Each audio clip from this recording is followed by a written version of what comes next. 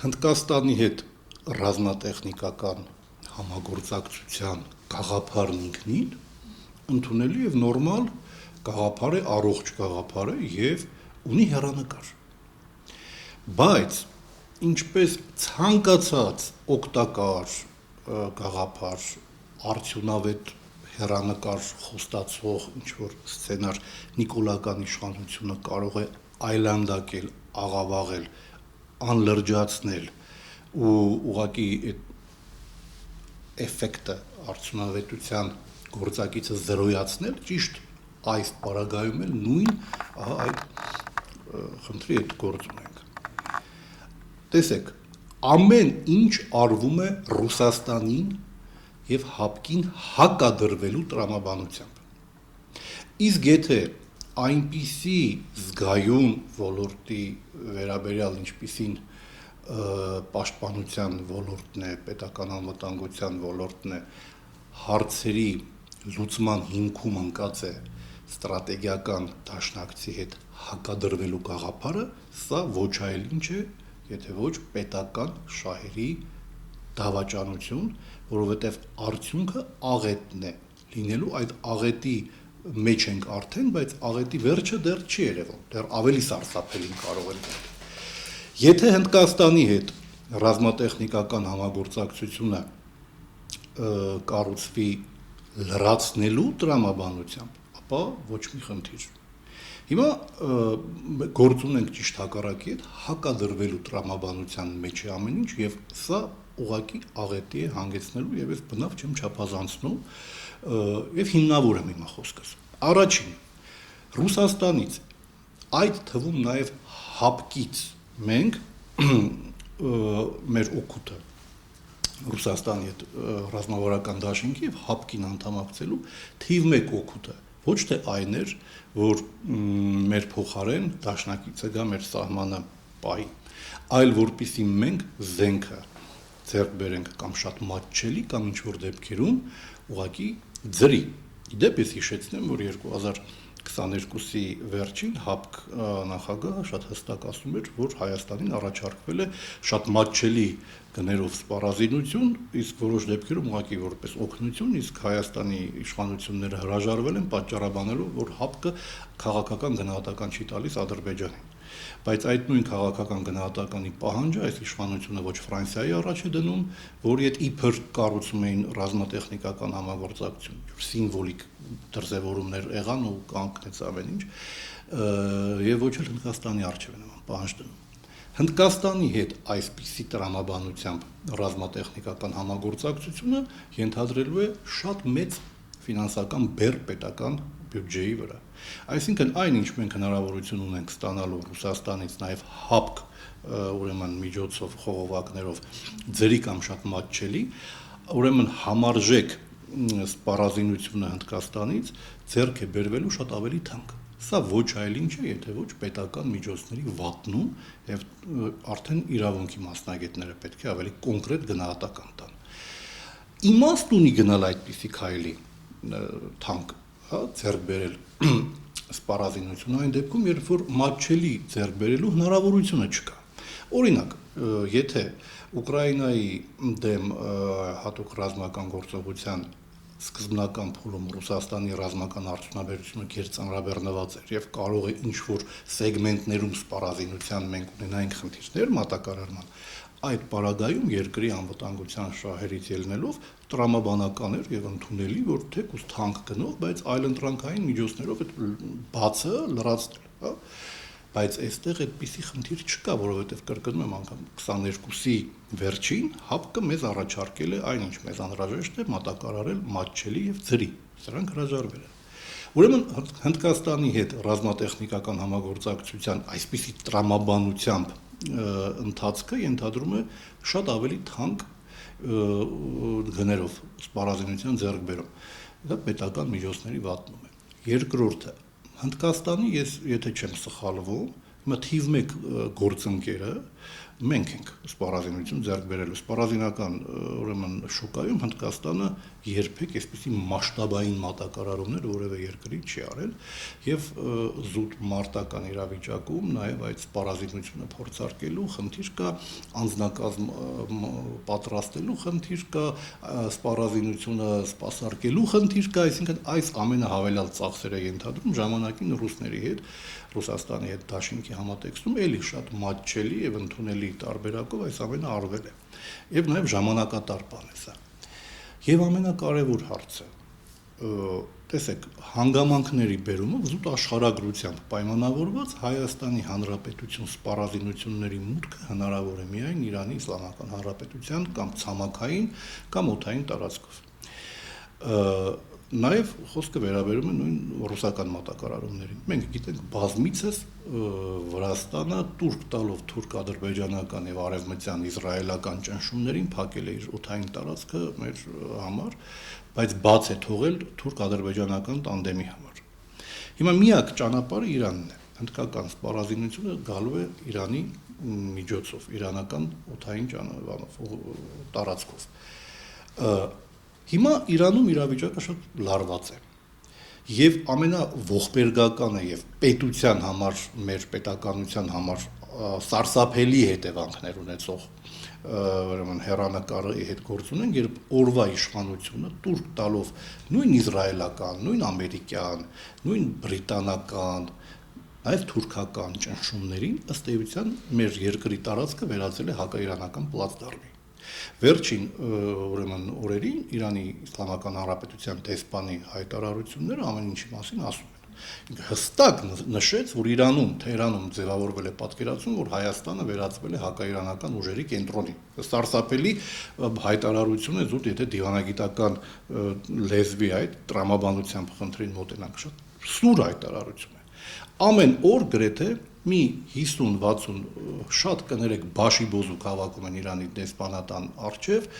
ոստիկանությունը կրավորական կեցվածք է ընդունում, ըստ էության պաշտպանում է այդ 50-60 բաշիբոզուկներին, քան թե Իրանի դեսպանատանը, այդպիսի տպավորություն է։ Սրանք աղմուկ, աղաղակ, ոռնոց, ղալմաղալ, մի սարսափելի աղմուկ այգում, հետո ծրվում են, որում միկրոավտոբուսներ են գալիս, տանում, վերում ու տանում, ինքս եմ տեսել, տղայս տանում եմ դիմացի լողավազանը, այգու դիմացն է, տեսնում եմ, միկրոավտոբուսը կանգնում է, սրանք նստում գնում են, այսինքն Հայաստանի իշխանությունների ոչ միայն թողտվությամբ, նաև մասնակցությամբ տեղի է ունենում հակաիրանական ակցիա։ Հիմա եթե դուք Հնդկաստանից զենք եք բերում, եւ այդ զենքը տեղ հասցնելու միակ ճանապարհը Իրանի տարածքն է։ Հիմա դուք մի ձեռքով հնդիկների հետ ինչ-որ բան եք պայմանավորվում, մյուս ձեռքով Իրանի դեմ, այն պետության դեմ, որի միակ պետության դեմ, որի տարածքով այդ զենքը պետք է հնարավոր է հասնի Հայաստան, այդ երկրի դեմ ակցիաներ եք կատարում։ Բայց եթե Իրանը հանկարծ որոշի իր պատասխան ձեր թշնամական ակցիաների, ինքն էլ իր տարածքը փակի, այդ հնդկական զենքը ոնց է տեղ հասնելու։ Եվ եթե Աստված չանի Իրանում խառնակցության այս բանը փորձերը արդյունք տան եւ իրանական իշխանությունը տապալվի,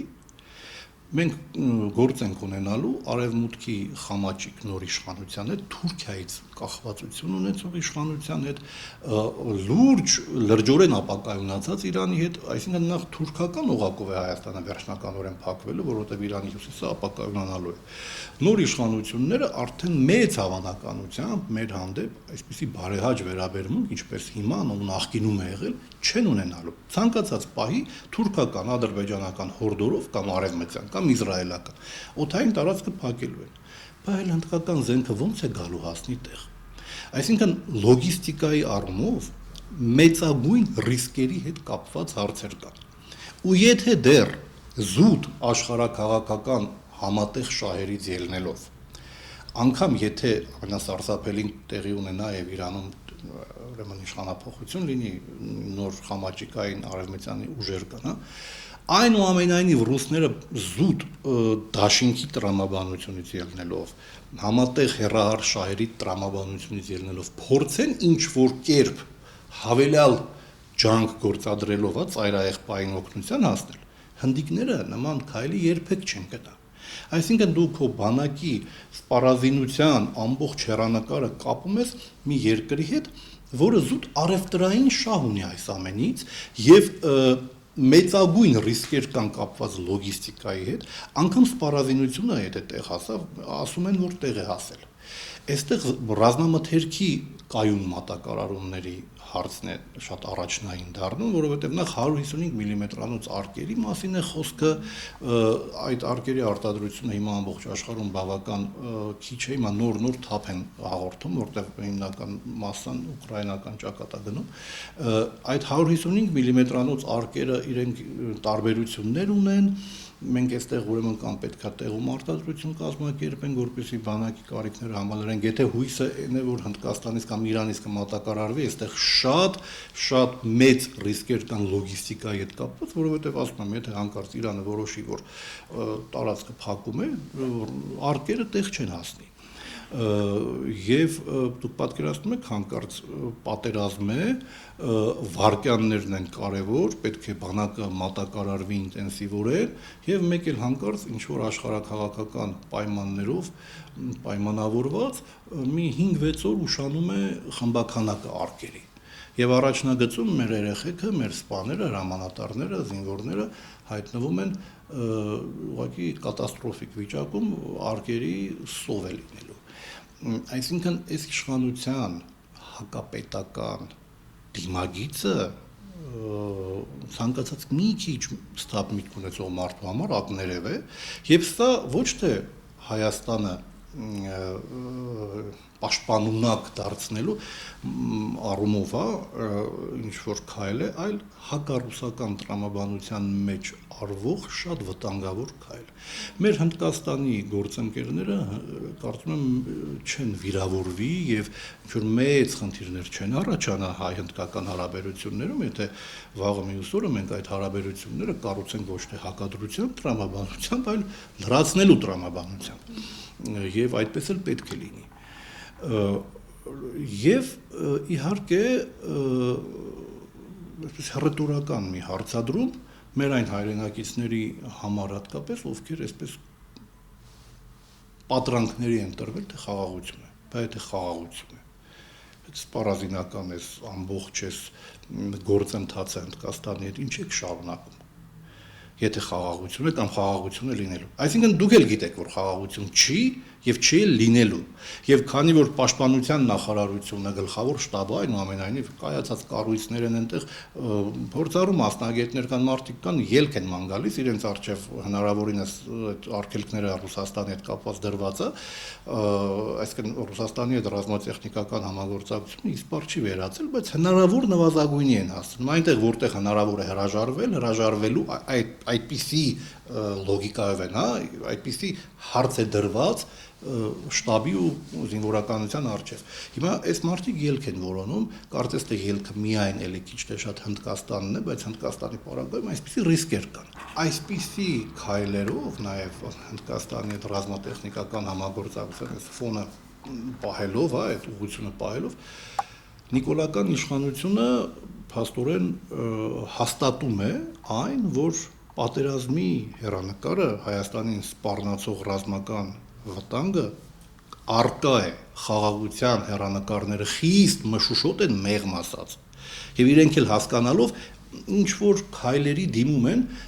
առնվազն գոնե որպեսզի վաղն ասեն, այ տեսեք մենք փորձեցինք չստացվեց։ Իրենց եթե հարցնես ինչու եք հակադրելու տրամաբանությամբ Հնդկաստանից այդ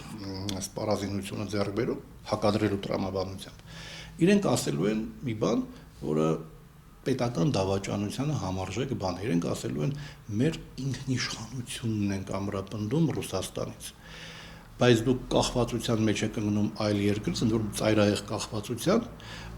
այն առումով, որ Ռուսաստանի այդ դաշինքը ինքնիշխանությանը չի վնասում, այլ ինքնիշխանությունը ամրապնդում է դուք։ Պետք է խելացի գտնվել այդ դաշինքը օգտագործել երկրի ինքնաբավությունը նաև պաշտպանական առումով մաքսիմալի հասցնելու համար։ Իսկ դուք Հնդկաստանից հիմա ինչ որ բան եք ձեռք բերում, կախվածության մեջ եք հայտնվում լոգիստիկ առումով չգիտես, Իրանի ոչ միայն Իրանի այսօրվա իշխանություններից, այլ Աստված չանի, եթե ինչ-որ բան տեղի ունենա, ռիսկեր եք ստեղծում, ռեալ ռիսկեր եք ստեղծում պաշտպանության ոլորտում, ու պատերազմի պարագայում Սյունիքը դառնալու է մատչելի թիրախ, եւ թե ինչ կմնա մեզ, եթե մենք ռիսկեր ստեղծենք մեր պաշտպանունակության ասպարեզում, ինչ կմնա մեր պետականությունից, մարդիկ ինքներդ այդ հարցի պատասխանը տան։ Ինչպես կարող է երկրի ինքնիշխանության մակարդակը բարձրանալ, ինքնիշխանությունը ամրապնդվել, եթե դու ռազմական ոլորտում, պաշտպանության ոլորտում ռիսկեր ստեղծելով ինչ-որ շատ այսպես մշուշոտ հեռանկարով համագործակցություն ես ծավալում։ Հետո դու թուլացնում ես քեզ։ Ինչպես է քո ինքնիշխանությունը ամրապնդվելու։ Իսկ ողջ ողբերգությունը կայանում է նրանում, որ օրվա իշխանությունները ուղղակի հակառուսական մաղձով պատված, բուծված են հակառուսական ինկուբատորներում, սորոսական արևմտյան հազարումի եւ սպասարկում են հակառուսական կենտրոնների շահը։ Այս ֆոնին շտաբը, նախարարությունը, պաշտպանության նախարարությունը, որ ելքեր է ման գալիս, բայց սա ելք չի։ Ելքը կրկնում եմ այն է, որ համալրելու, լրացնելու տրամաբանությամբ զուգահեռ ռազմավարական դաշնակցի